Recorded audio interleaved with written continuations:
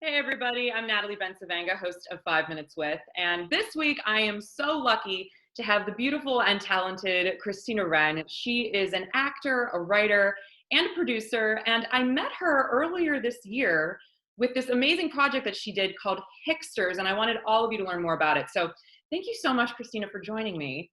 Oh, thanks for having me, and thanks for supporting the work. It really, really means the world to me. Oh, it was an amazing piece, and I can't wait to tell everybody more about it. But first, I'd love for everybody to learn a little bit more about you. Well, I'm an original Pittsburgh girl. I grew up on the North Side, and I did theater and things growing up, particularly at Perry. I am an alum of Perry, and so I got into the musical scene there, and we were, like public city school kids. We didn't have a huge arts budget, but we all were able to. We just had an amazing little community that all kind of banded together and made this little magic enclave for a couple of years. And a bunch of us are still working in the field, which is pretty exciting, and are still dear friends. So that's sort of where my roots were. And then I've since continued to make my own work, and I think that experience of creating our own shows and Mhm. being a part of a writers group that would then blend into some of the fall shows that we would do, and it just started me off on a path of going, yes, I'm a performer, but I also have these other abilities and I have something to say. And there were a few years, particularly when I was in college, um, where I really got into like devised theater and creating work in an ensemble community. Mhm. And then right after graduation, it was an era where people were saying, don't tell anyone you do anything but act. Just like no one will want to hire you as an actor if they think you're going to show up on their set and like tell them how to write their script or how to direct and be. And it's like, who would do like, okay, that like, I'm not rude. Right. Well, But it's like, I can't imagine going and be like, you know what, Mr. Director, Mrs. Yeah. But, so that kind of uh, led you to this project then with Hicksters because you were yeah. able to sort of flex all of those muscles.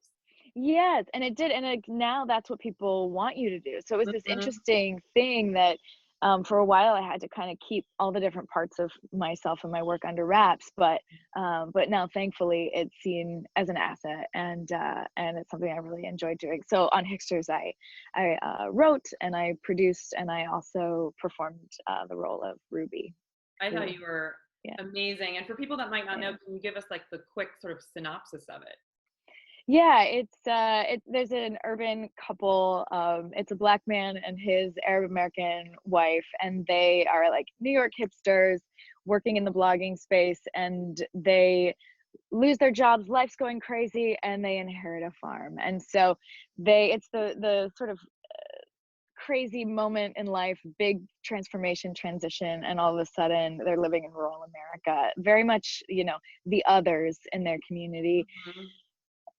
but it works. It's like quirky and bumbling and people have to figure each other out and get to know each other, but they learn how to coexist, and really find peace and a new home and comfort in their new identity there. So What I loved about the show was that it wasn't too cynical about the state of humanity. It reminded me a little bit of Broad City, a little bit of Parks and mhm. Recreation, where there is this sunny optimism, where these Yeah. things are happening, but there's this collective energy of like, this is going to be okay, things are going to work out.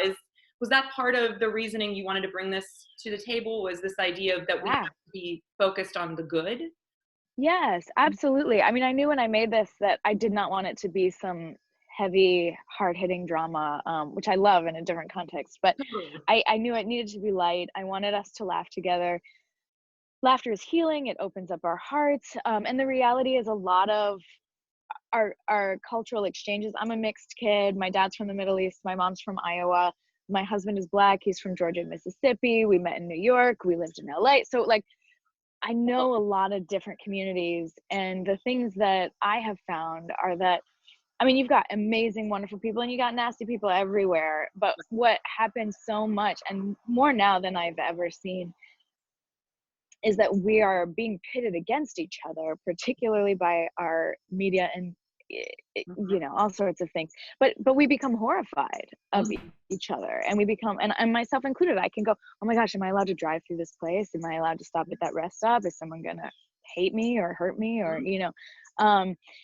And horrible things happen. I'm not denying that, but also a lot of really real, lovely human exchange happens. And I grew up in that, and I've witnessed it, and I continue to witness it as I travel, as I work, as I live.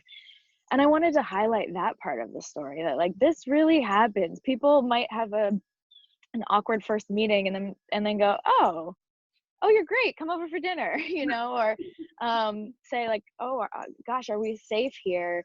And then realize that someone's got their back. I think that people, when we don't know something, we'll stick our feet in our mouths and we'll bumble a little bit, but that's different than, you know, the fear of like extreme aggression and things like that. And so, and I think that the,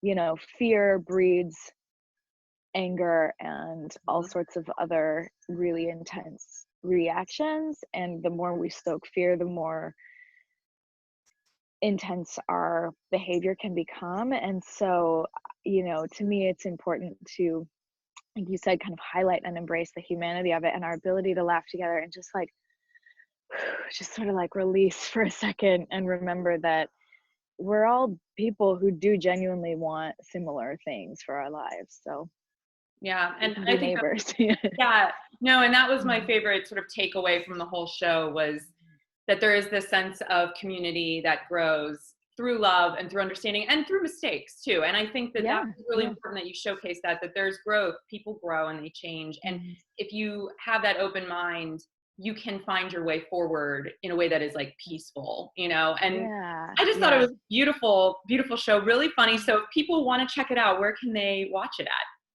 And go to hicksterscomedy.com.